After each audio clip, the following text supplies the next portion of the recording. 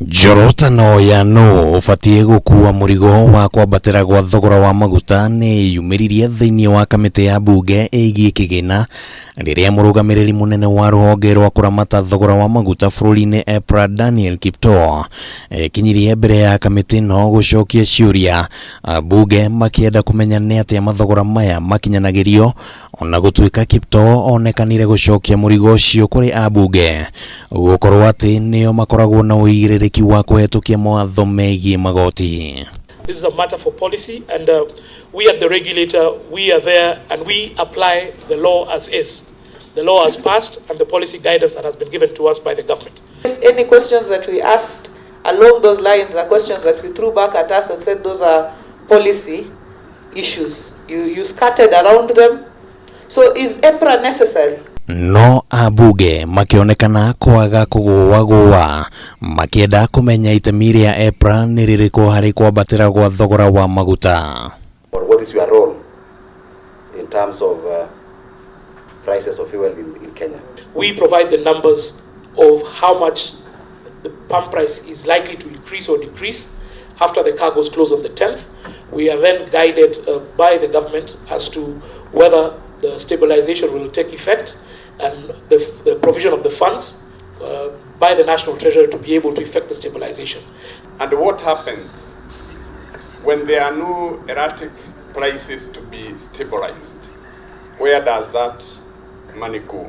Best person to be able to answer that question would be the Kenya Revenue Authority and the National Treasury, because we don't collect the taxes. Kiuria kia mbeca iria cirogotagwo kuma magoti-ini maria magathikagwo hari mathogora ma maguta gikiyumiria na njira nene haha na ningi wigie kigiina giki uria kihuthikaga kugitira muingi kumana na mathogora kwambatira gikirehe urugari muingi. How much have we collected and how much have we spent in stabilization?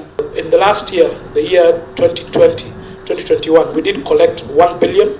We are anticipating to collect 1.2 billion in this financial year. Considering the amount of liters that Kenyans have been able to consume and import into the country, we're looking at about 30 billion shillings. How much money of it was used to actually protect Kenyans? From the month of May to the month of August, the number in terms of how much has been applied for stabilization is a total cumulative of 8 billion 674 million. Hamwe na uguo ni kugire na kiuria kia niki gitumaga mathogora ma maguta thiini wa mabururi maria turiganie makorwo mari thi gukiringithanio na Kenya kuria maguta macio mageragirio magitwarwo mabururi-ini macio. The answer to that question is that they are not cheaper in terms of landed cost. The difference, as we've highlighted here, is the taxation regime in Kenya and in Uganda and our neighboring countries. Giikaro giki giukite muthenya umwe tu thutha wa igoti rinene kurugamia magoti magi maria mangiracungiriirie kuongererwo gwa thogora wa maguta na ciringi ingi imwe muthia-ini wa kiumia giki.